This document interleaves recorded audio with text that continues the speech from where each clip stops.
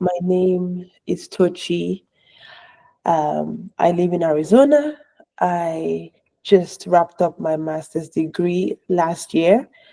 I and Grow Thrive, we were in the same master's program. We are both MasterCard scholars.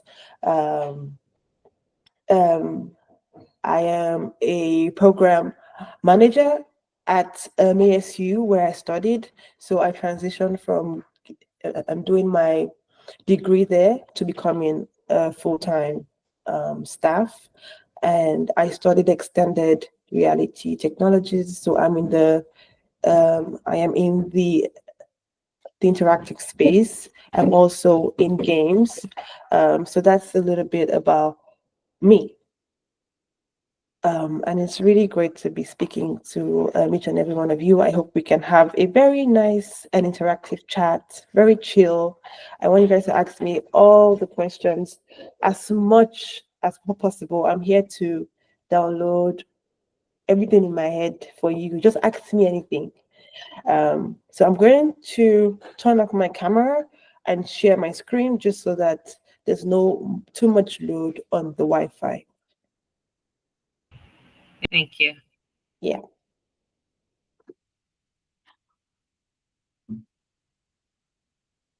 So while Totoji shares her screen, um, in case you don't know what we're doing here today, um, a lot of times people spend a lot of time and energy talking about, how to get admission and funding for graduate studies abroad. But the thing is, after your graduate studies, you are going to do something, right? Most people are not looking to come back to Nigeria or whatever African country they're coming from.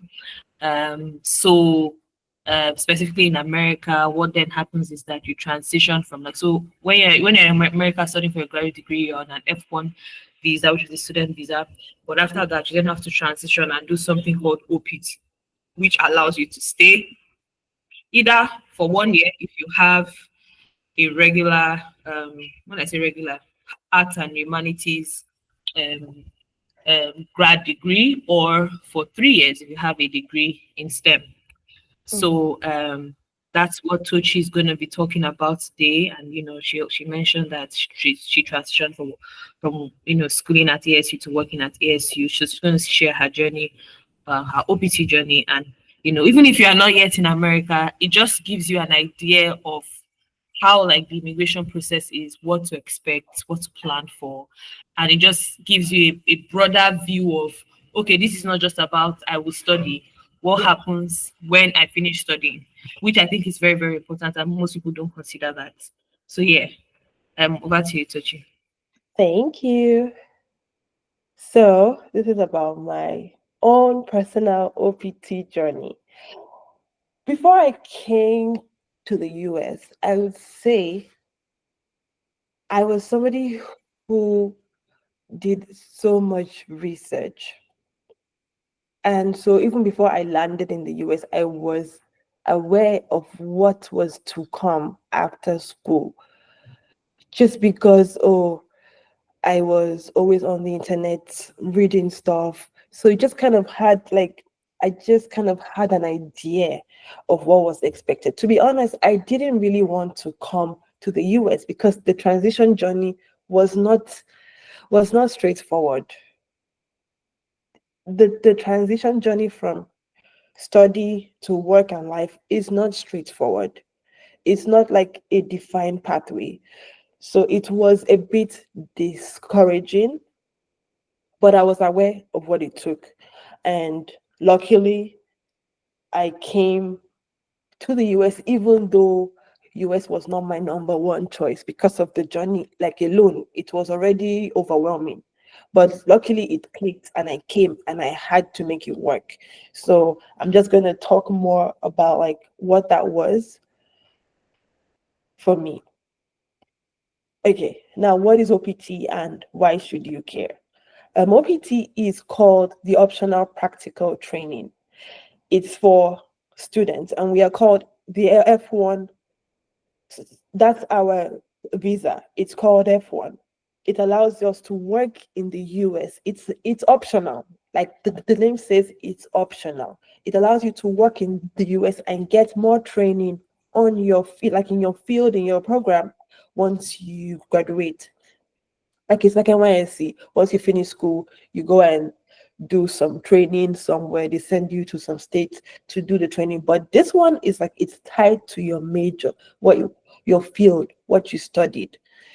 And then for everybody that does a degree in the US, the first 1 year is like it's for everyone. But if you don't study a STEM program, you wouldn't get the extra 2 years. So if but you can do like an MBA that is STEM focused and get this in 2 years, but that's all is how you come in. It's like you have to do that research to find out that, oh, find a way to make sure that what you're coming here to do is STEM focused so that you can get the extra 2 years to continue staying in America. Who's eligible? If you have an F1 visa and you've studied in school for at least 1 year, you're eligible. um, you'll find a job within your field, you're eligible. And if you apply on time and get approved on time, you would obviously be eligible to apply. The breakdown. So in America, the graduation date is around May. So we have like 90 days the before May to put in the application. So you start as early as late January, early February. That gives you enough time to get your application in and also get your employment authorization card on time to be able to show companies and your like employer that you are like eligible to work in the US. And you have no later than 60 days after graduation. In my opinion, that shouldn't even be a concern because you would not be falling in this area. This side, these 60 days after graduation, you should not even be thinking about it because you don't want to even be in that space where you're applying for jobs, but you don't have your authorization card. And when they are like in interviews, you can't answer. So you don't even want to fall in this space when it comes to MOPT. The earlier you apply, the better for you. You have your card, you can confidently apply for jobs, you can confidently reach out to employers, and you can say that you're eligible to apply. Okay, let's keep it moving. Okay, let me talk about schools. So, for example, MASU, we have the International Student Center. And you also have to go through a rigorous application through them first. That's the first stage. The first stage is you take a short course to make sure that you understand the process and you share your initial the document with your school. They will be the one to tell you this is needed, this is not needed. You did this right, you did this wrong. That helps you stay more prepared for the main application with the US government. So if you can't even start, if you can't do the one with ASU, they will send your documents back and you have to do it and get approved before you move to the next stage. So you have to apply as early as 97 days to give time for that internal processing, the back and forth if it will happen or not. And if it's seamless, you can go ahead and apply to USCIS, the US government.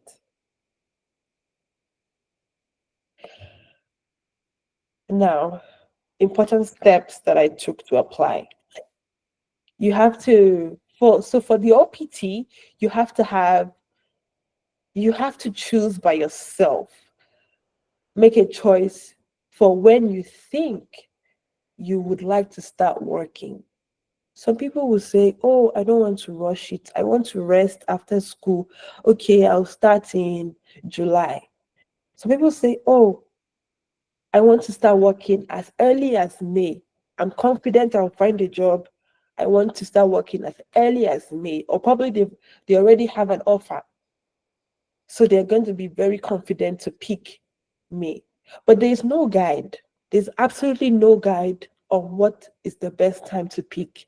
And that is most of the conversations that springs up around that time with international students. Oh, what day did you pick? Oh, what month did you pick? Because it's very tricky. And it all just boils down to faith, luck, everything that you can believe in. To just say, okay, you know what? Let me pick this date. And the reason why it is very dicey is because the moment your OPT date starts, you have 90 days to be employed. After that, that clock starts ticking. You have 90 days. So if you're not confident in yourself, or based on everything that's happening, like in America, everybody is skeptical about what date to pick. I picked May. The reason why I picked May was because I already had an internship lined up. So I wanted to start working as soon as possible. Um, so that worked out for me. But it was very risky, to be honest. Because once the internship ended, I had to get a full-time job. And I had very limited time to find it. But luckily, I was able to find an offer before my 90 days rounded up. So is you have to know yourself, know your capabilities, and select a month that wouldn't stress you and wouldn't give you so much anxiety and gives you enough time to rest and also prepare for work life. So then you have to pay $100 to your school because they are in charge of your visa profile. They manage you and keep you on status as like as an eligible visa student. You're still a student in the eyes of the US government until you change visa status. So as long as you're still a having to use a student visa, you should be managed by your school. So you would pay $100 for them to manage your profile, keep your profile on track, keep you updated on any changes in your profile, and you can easily run to them if you're running into any problems. They would manage that on your behalf. They would advise you on the best thing to do. They are the ones to go to. So that's why we have to pay the $100 case management fee. There are certain documents that you will need from your school. For example, you will receive a new I-20, and the I-20 is something they send to us before we even go and apply for a student visa. So once you're transitioning to the OPT phase, they will send you a new OPT I-20. That is one of the documents you would submit when you're applying to the US government to approve your application. Of course, you need your passport and you need what we call I-94. I-94 is a record of your travel history, of the number of times you left and came into the country. The moment you enter and leave the US, everything is recorded, is tracked, and is kept in your I-94 record. And it's very quick to access. You just go on the internet, search for I-94. They take you to the US website and you just download your travel history. It's one of the things that you will need to apply for the OPT. Then, of course, your receipt of payment, you would pay $470, get your receipt, and also submit it along with your documents. Every year, this cost goes up. Unfortunately, it wasn't this cost when I was applying. It has changed this year. It will change next year. That is something that we can't help. We just have to do it if we really want to stay in the US. It's part of the process.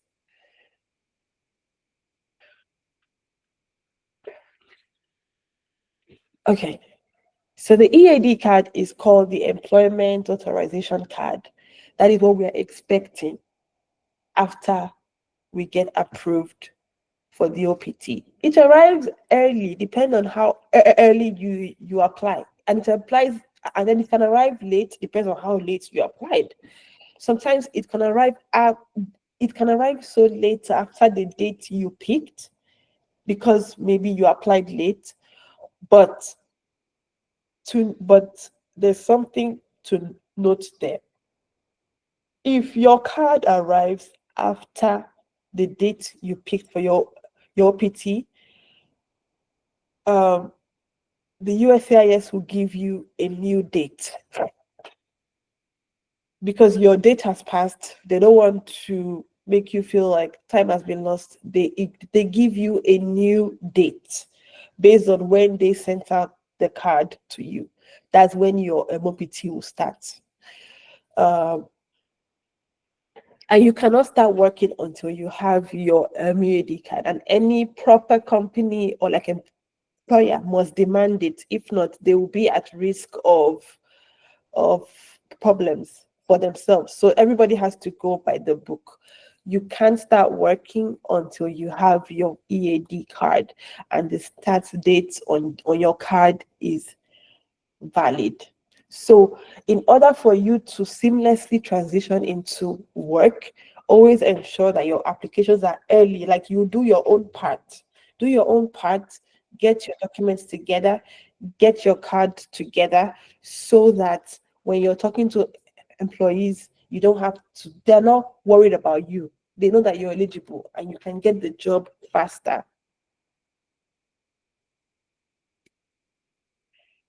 What kind of work is allowed? What can you do? You can work for so many hours, 40 hours, 100 hours if you wish. If your company allows, you can work as much as you can. You can work full time, you can work part time, you can work paid or unpaid. But for people who are studying STEM programs, you cannot do an unpaid internship. You cannot do an unpaid internship if your job, if you're on STEM OPT, you cannot do an unpaid internship if you're a STEM student. Only non-STEM students can get away with doing an unpaid internship at that time. You can work for multiple companies, you can even work for yourself. If you have like an LLC, a company, and the company is doing something in your field and you're making money from it, you can work for yourself. So the first year of OPT is very flexible. You can finesse it for the first year. That buys you time to apply for um, more jobs, um, and you know, and prepares you, and it gives you time to prepare properly for your STEM OPT. I just want to pause there, if, in case there are any questions that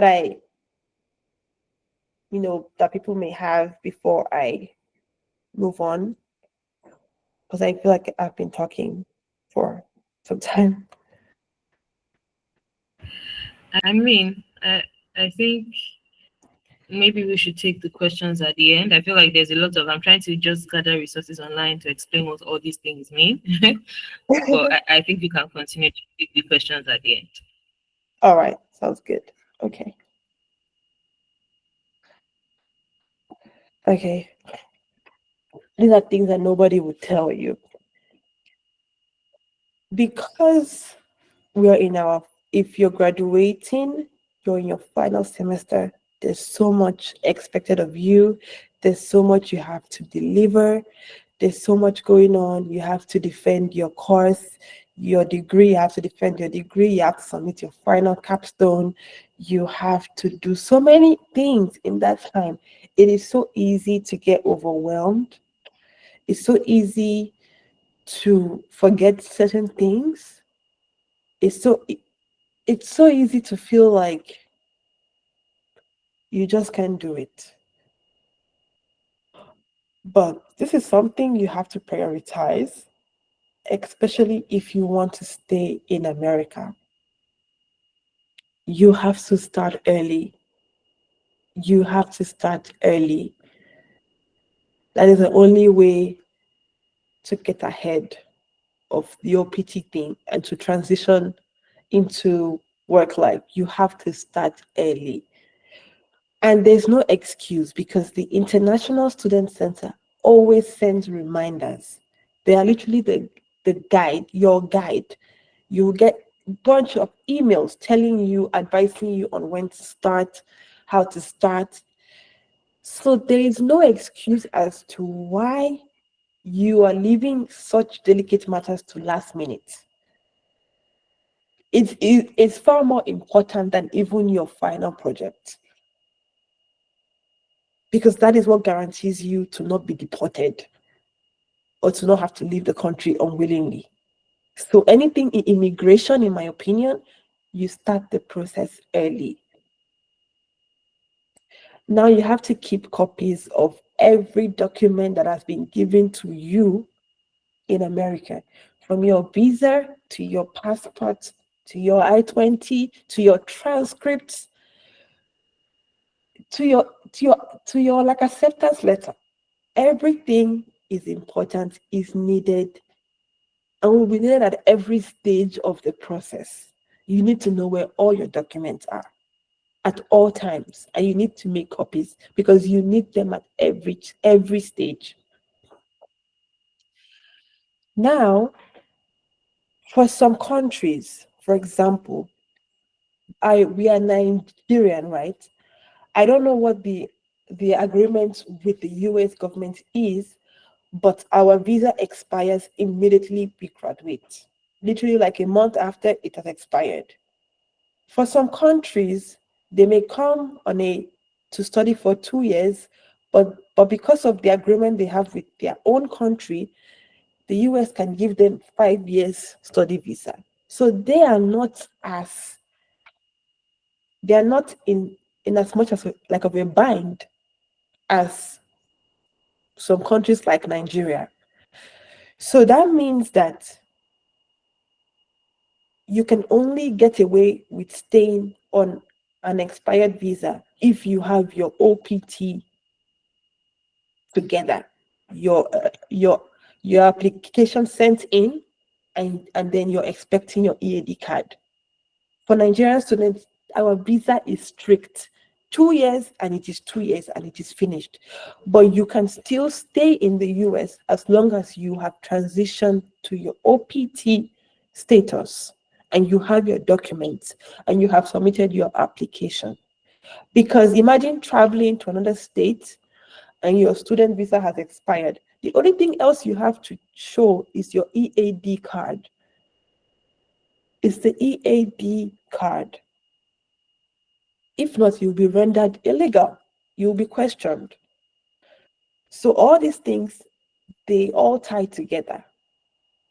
Once you think about how you came in, the duration of your stay, you have to be very proactive about making sure that you are not in question of your immigration status. Now, we can only be unemployed for 90 days. So once your OPT starts, you have 90 days to find a job or you have to leave the United States. The moment 90 days max and you don't have a job, we just have to consider the person illegal. That is the way the US sees it. So even if they say, oh, you have 1 year to work, 2 years extra to work, it is contingent on finding a job within your field.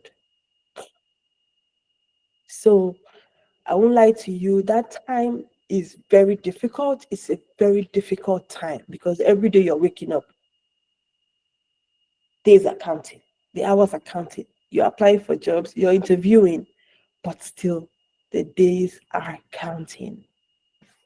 So it's a very difficult time, but there's light at the end of the tunnel, especially if you are doing the right things. Um, there's something we call the SEVP portal. That portal is where you report the companies that you're working under, what role, how it applies to your field. It keeps the USCIS, the US government, updated on your MOPT journey. So there are certain short questions they would ask. Name of company, name of your supervisor, how this role is related to your role. Simple questions like that, your start date, your end date.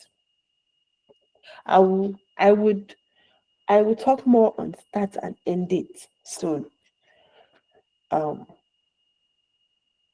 in terms of your job, the actual job that you're doing, I'll talk more on that soon. Um, okay, I think this is where I would now be more. I would now speak more freely, just so that you can understand that everything is sense. Everything is like sense. So what I would say in general is, in every given situation, what I've come to understand, especially with immigration and anything that has to do with laws and regulation, there are loopholes. There are loopholes. For example, I'll give a situation where your OPT starts in July. That was the date you picked for yourself.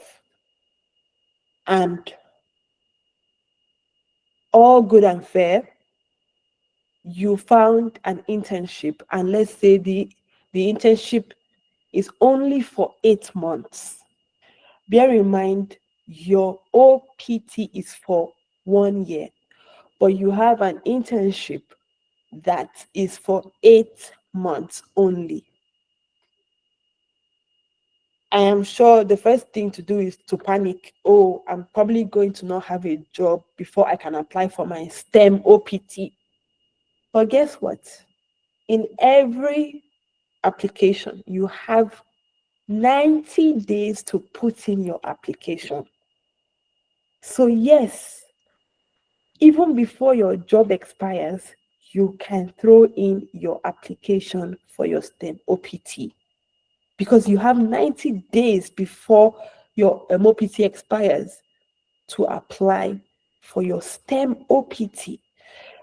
So that is just boils down to being strategic and finding the loopholes in the system. Finding the loopholes in the system and making it work for you. I'm not saying fabricate lies. I'm not saying forge documents, but finding the loopholes and making it work for you. Making it work for you.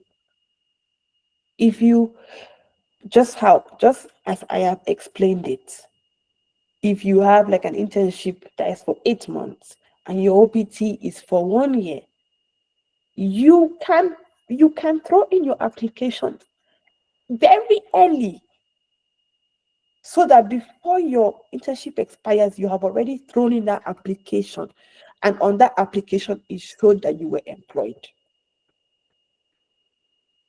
You have to find the loopholes and be strategic, even to the point where, oh, talking to your employer, this is my situation, this is what's going to happen to me if my internship ends. I don't even mind being unpaid for the next couple of months if you can extend my offer just for me to get my application in. You must find a way to beat the system. You must find a way to beat the system. If you don't have that hustle mindset, America is most likely not the place for you, because you have to be very adaptable. You have to be able to to to make it make sense for yourself. You have to be able to read between the lines. If they say don't do A, B, and D, then maybe I can do C.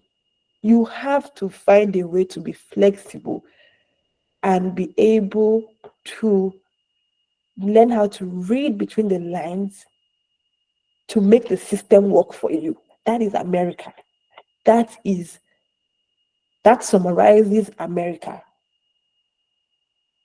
And as long as you do your own part by making sure that your application is in, even before things go haywire, as long as your application is in, you are fine. As long as your application is in, even before your 90 days expires, you are fine. You are fine. So finding a way to finesse it is also very important. I've seen people leave the country because they couldn't finesse it. They couldn't finesse it. And it's unfortunate. But thinking on your feet, having a backup plan, making sure that you have good relationships with your employer, it goes a long way. It goes a long way in this immigrant journey. It goes a long way. It goes a long way. But you're not going to not do put your best forward at work and expect your employer to want to support you. It goes hand in hand. You show up and you show out at work, and then you can demand for anything. And trust me, it's not like Nigeria where you feel you have to beg and do that. No, no, no, no, no, no, no, no, no. These people, they think differently. All you have to do is ask. Be audacious. Ask. Say what you want. And you will be surprised at how they would just rally up to support you. Just because. There doesn't have to be any reason. So having that audacity and that swift thinking mindset and being very strategic, playing your cards right, and also making sure that you have done your part to stay legal. Because an employer cannot help you once you fall out of that status. They can't help you. They cannot help you. So that's it. The process is long. Don't panic. Don't panic. There are instructions everywhere. That's the good thing about America. They want you to do this. There's a thorough guide for it. All you have to do is just follow the steps and make sure that your documentation is correct. You don't have to cook up anything from your head. Instructions are laid out simply. They guide you every step of the way. Even to pay tax, you are guided every step of the way. So all you have to do is just be proactive and do your own path. It's that simple. It's that simple.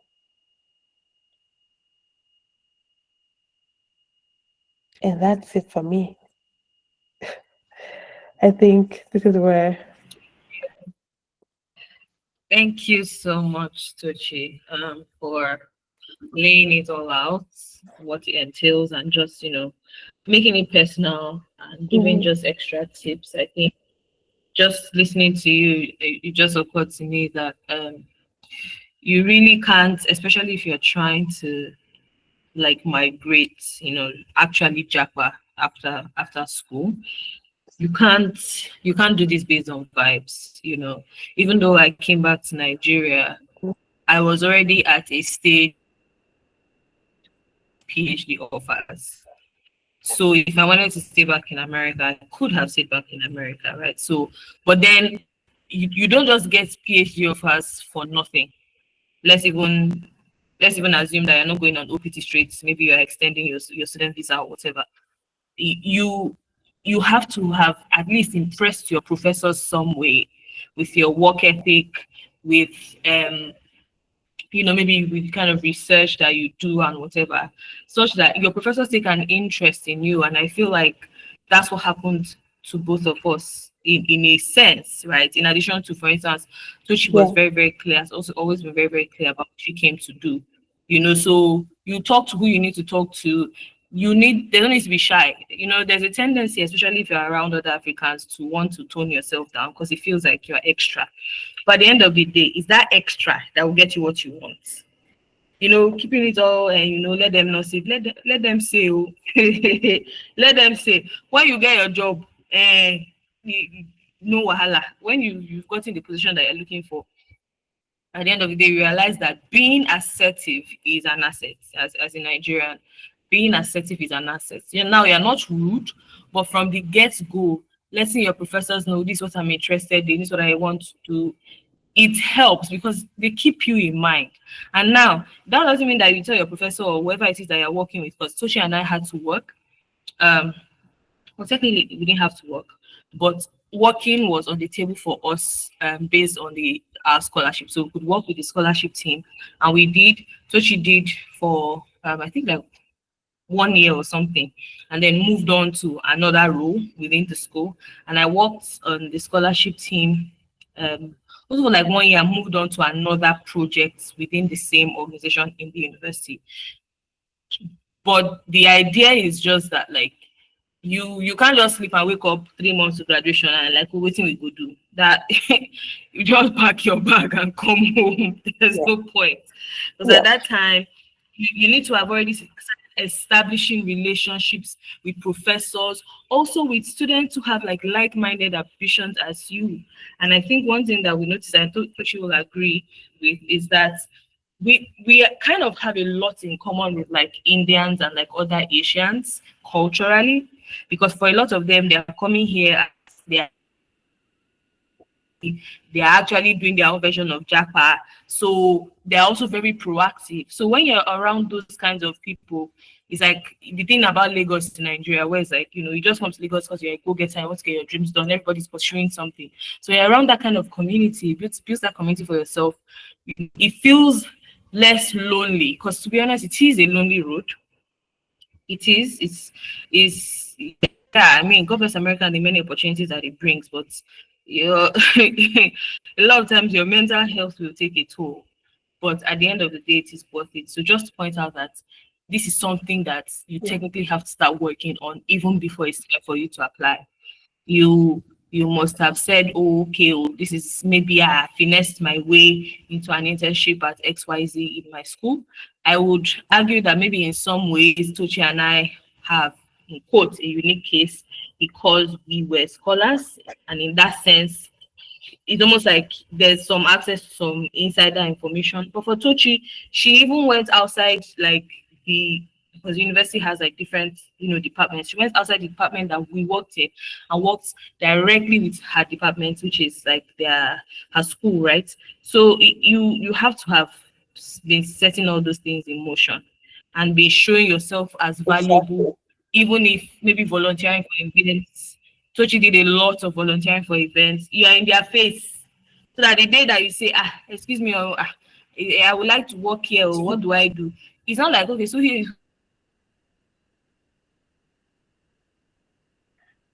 who is this?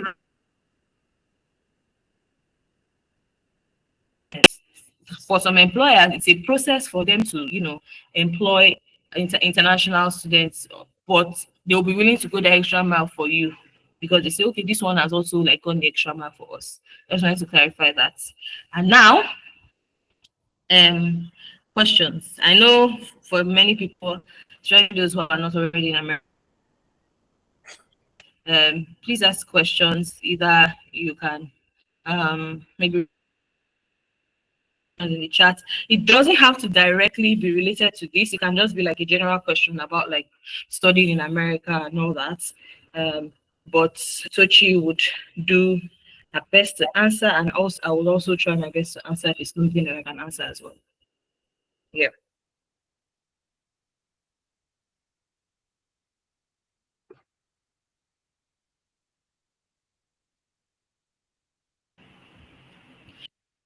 Any questions? Victoria, Yes. Yes. Someone you can raised their ask your hand. Yes, question. please. Yeah, Okay, thank Victoria. you very much, ma. Okay, thank you very much for the presentation. Yeah, I have a question. Miss Tucci, you mentioned that Yeah. the STEM people that apply for this STEM OPT that they can't do unpaid internship. I would like to ask why. Then I also have another question that you talked about how that one can get that this OPT stuff is for those that have gotten, like, maybe they want to get a job, they must have gotten a job within 90 days and know that. So what about those that are business owner? Because you mentioned it, that it can also be like maybe they work for themselves and all. So what about those that are business owners? Are there specific businesses that one can call, like, can fill in as this is that they are employed, and the USIS can see it as a form of employment, like as business owners for OPT. And after the experience, when this OPT expires for either the 1 year or 3 year, Yeah. for those that are business owners now, is it that there's another way again to stay back again for those that want to still stay more like back in the US, or they have to come back? Because since they are business owners, how will they go about something like that? Thank you very much, ma'am. You're welcome. Okay, so what was your first question? Let's have on the first one. You talked about the paid and unpaid um, um, thing I talked about with the OPT. So it is just the rule that the US has made. They said you can do you can do your business if it aligns with your field, and maybe you have registered that business, you have done it by the books, and it is related to your field. You can do it for that 1 year of OPT. You can also volunteer, but it's not advised. They don't want STEM OPTs, STEM students to work in unpaid jobs. I think they make it stricter because they've even given you an extra 2 years of time to work and train in the US. So they are trying to make the process a bit stricter for us that are doing a STEM program. It's just their rule. There's no explanation. But the rule is that if you're a STEM student, you cannot do an unpaid job. I hope that has answered your question. Yes, ma'am. Yeah. And what was your second question? Because it talked about the business, right? Yes, ma'am. The So for business the people. yes, yeah. So for the first year, you are allowed to work for yourself, your business for the first year. That is allowed. As long as you're working in your field, that is allowed. You can get away with it. But if you're on STEM for the second year, it is not allowed. For some reason, they are stricter with what they allow and what they don't allow. And from what I remember, it's not going to fly. It's not going to it's not going to fly in when you're applying for your STEM OPT. It's not going to fly because there are so many things that they require from that organization, even for the process. I had to find my employer's tax ID. I had to find so many documents that a normal small business may not have at the time. So, except you have all those things checked, because they asked for so many things from my employer. Even things that I wasn't even expecting. I had to go and start looking for all this information, talking to different units, departments, HR, international students management, just to get certain documents that I'm sure a normal small business will not have. So it's not going to fly with them OPT, and that's why they set that rule. You can do what you want for the first year, but for the second year, it's going to be slightly different. That is just the rule. I don't know why, but that is just the rule. Is I think you asked something about transitioning after OPT. Okay, I'm seeing Yes, something ma'am. in. So life after OPT, that one I'll just say is between you and your God because there are so many ways you can go. You can work for a company that files your H1B, that's your work visa. You can do a PhD. You can you can even petition the government on for yourself to get a green card. It's called um, um, it's called EB2. If B, you Google it, you'll okay, see B more two. about Yeah. it. Yes. Uh, you can get married and your spouse files for you. But the transition process after the OPT thing has ended is solely up to you. You know what I mean? It's solely up to you. That's why I said the American pathway is not straightforward. So it all depends on where you find yourself, what you decide to do with your journey after that. This 1 year OPT, a 2 year STEM OPT is just to buy time. In my mind, it's just to buy time to figure out life. And I'm just trying to be as honest as possible. Yeah, Thank you very much, ma. you're welcome. Obaji Ikechukwu says, good afternoon, Tochi. Thanks for sharing your experiences with Yeah. us. Please, are there scholarship opportunities for HND holders? Pardon me if I deviated from the core topic. Yeah, there are scholarship opportunities, but I cannot say, you know, I can't say. I'm not a, I don't have a scholarship directory, I looked for a scholarship just like anyone would go on the internet and find. But for HND, it may be a bit more difficult, but there is still something out there. You just have to find it. You can even do a PhD. Scholarship doesn't have to be, oh, they've given you this scholarship. Scholarship can come in form of like a research assistantship. So it can come in form of a PhD. It just it's just about how you are navigating it. It's just about how you are navigating it and how Mm-hmm. you are selling yourself and what you have. That's a Yes. perspective I Yeah. can share. Yeah.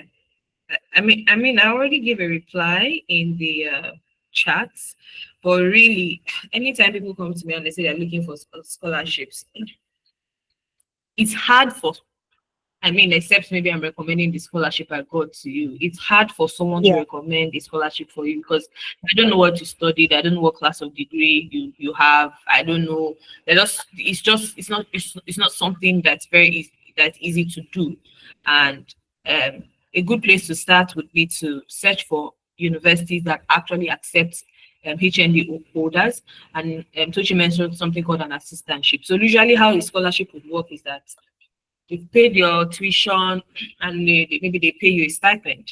You are not working for anybody. You're just going to school, you're collecting your stipend. Good. But an assistantship is kind of like a an on the job thing, such that you're employed by your department. Either it's a teaching assistantship. If it's a teaching assistantship, you probably have to teach like maybe um, freshman year or sophomore year. So that's like 100 or 200 level in particular course. If it's a research assistantship, you are assisting a particular professor on a certain research topic or field. And so by doing this, they pay for your tuition and they also give you like a stipend as well, which then covers your living costs, which is like what's it called? Money for food, rent, and all that. So for most people, you have in the US, you have more assistantships than you have actual scholarships for grad school um, programs. So like I already sent you a link in the chat. So if you go and look at that and say, okay, maybe I might study chemical engineering or something. Maybe HND in chemical engineering. And then you look through all these schools and say, okay, which one of these schools is offering an assistantship in chemical engineering, whether it's a master's or PhD. Then you streamline your applications to that. That's essentially how you go That's how you go around it, So you're not taking blind shots. Again, so she has mentioned being strategic. It applies even to the application process of like trying to get into a a program. So yeah, I hope that helps. Okay, we still have a few more minutes.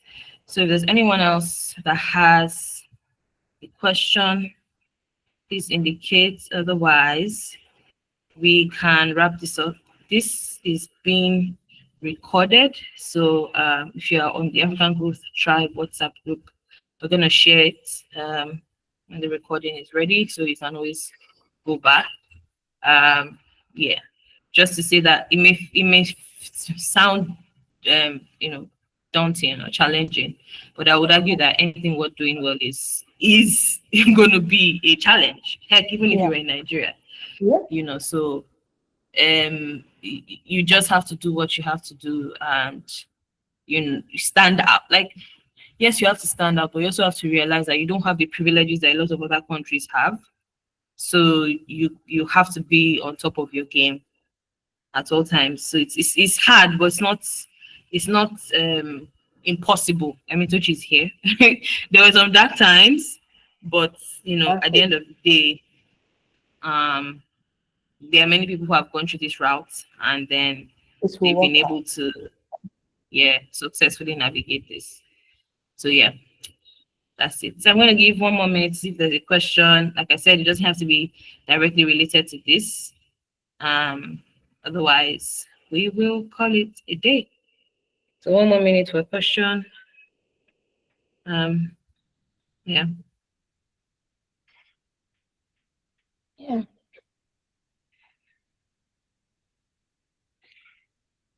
I would also like to say, like, in terms of scholarships, you just have to take a plunge into that deep sea of research. When I was applying, when I was trying to leave the country, there was no country on this earth that I didn't know either tuition free schools or schools that had scholarship. I could tell you, for one, I knew every country and what they had to offer, from Europe to North America. I knew every country. And that was because I wanted it so bad. So it's just something you have to throw yourself into. Throw yourself into. There's so many tuition free schools. There's so many opportunities that are niched and just, that will just fit into what you're looking for. But you have to be willing to enter the dark web and find it and apply for everything and watch how things will just click. That's just how it works. You may even just try once and it will click. Sometimes you have to try again. It took me 5 years to get here. It took me 5 years. But when it clicked, it paid off. It paid off. So don't rush your journey. Take your time. Because if you don't take your time and you force it, then you may suffer in the process of traveling out of the country. So take your time and do your research. Take your time and do your research. Don't rush. Don't look at what your peer is doing. Do your research. Email all the schools. Ask for advice. Let them know your name. That this person is interested in studying in my program. Let me even push his name to this professor. Disturb them. Be audacious in your search. Message any school, any advisor, talk to any professor. Even if they ignore, there will be somebody that will respond. You have to go into the internet. We have that access. Back in the day, people didn't have it. So we have that access. Use it to your advantage. Build your writing skills. Build everything possible. Write, write, write, write, write. Brush up your CV. Brush up your resume, your LinkedIn. Send messages, ask questions, and do it yourself. Don't use any agent. They're not going to help you. That's that's it. Thank you so much, Tochi. Yes, you can't outsource. You really can't outsource this. You can't say, "Oh yeah, help me find." The truth, first of all, I don't know you like that.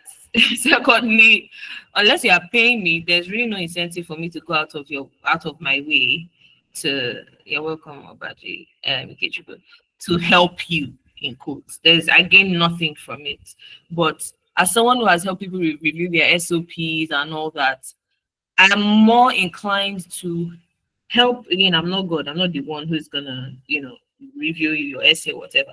I'm more inclined to assist people who have actually put in some work to say, hey, I've already sent an application to XYZ schools.